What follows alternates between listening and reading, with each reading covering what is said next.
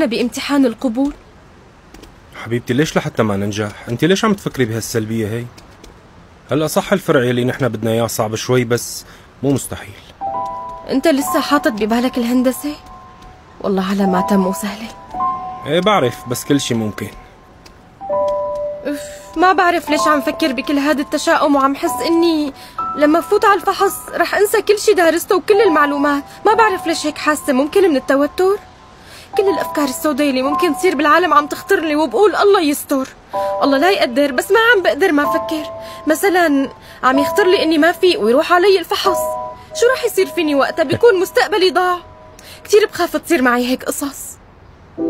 حبيبتي هدي اعصابك، بدي اياكي بس تروقي وتشيلي لي كل هي الافكار السوداء من راسك. ما تقلقي، رح ندرس ونحضر ورح نقدم منيح كمان. قلقك هذا طبيعي لانه قرب الامتحان، بس انا متاكد انك رح تكوني قدها ان شاء الله. انا هلا كثير جعت. ايه لكن طبيعي تكوني متوتره لانه الواحد لما بيجوع بيعصب وبيتوتر. هلا منروح لعندي على البيت وبحضر لك اطيب اكله معكرونه من ايدي، قولي لي شو رايك؟ فينا نعمل كفتة بالبيت؟ كثير اشتهيتها.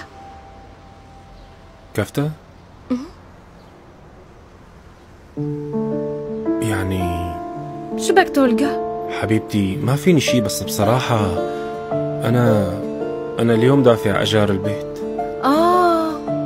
ايه خلص، لكن أنا يمكن اشتهيتها لأني شفتها، بس خلص بناكل غير مرة. عادي، مو كتير جاي على بالي، لا تحط ببالك. أنتِ متأكدة؟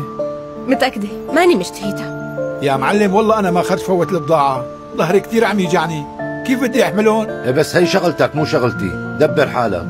خلينا نمشي يلا. لحظة، خصوم نقلتها من الإجرة. لا، لأنه أنا ما فيني أحملهم، هي شغلتك إلك. حبيبتي استنيني دقيقتين. لوين بدك تروح؟ مرحبا معلم. أهلين يا ابني.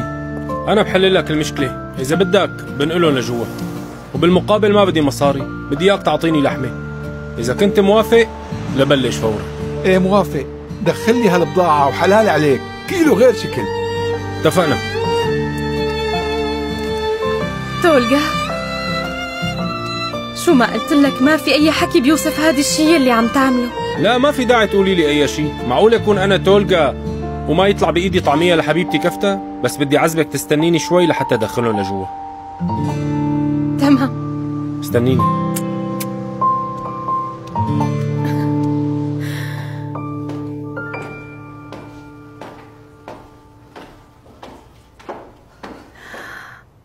يا عيني يا عيني يا عيني، هاتي قولي لي لشوف شو سر هالأناقة والجمال اليوم؟ شكرا حبيبتي، خجلتيني، بس أنا دائما حلوة وأنيقة. ايه مزبوط طبعا، بس اليوم في شي أكتر من العادة، مبين إنك مهتمة كتير بطلتك. بالله معقول يكون بالغت؟ يعني برأيك زودتها؟ لا تواخذيني، أنا ما بعرف أنت لوين رايحة لحتى أقلك إذا يلي لابستيه مناسب. رايحة أتعشى بمطعم كتير راقي ومرتب، شوفي لي هيك تمام؟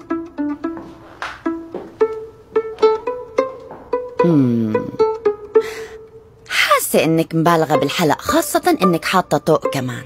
يعني حط واحد أصغر منه؟ إيه مزبوط، ما في داعي زودها وبالغ لهي الدرجة بلا ما يتفاجأ وينقذ مني. مين هو يلي بلا ما ينقذ منك؟ إيه أنا اليوم رايحة أشوف رعاة جداد للمدرسة وما بدي إياهم يحسوا إني زودتها. يلا أنا ماشية، وإنتي لما تخلصي روحي على بيتك. إيه روحي ميسرة، لا تاكلي همي.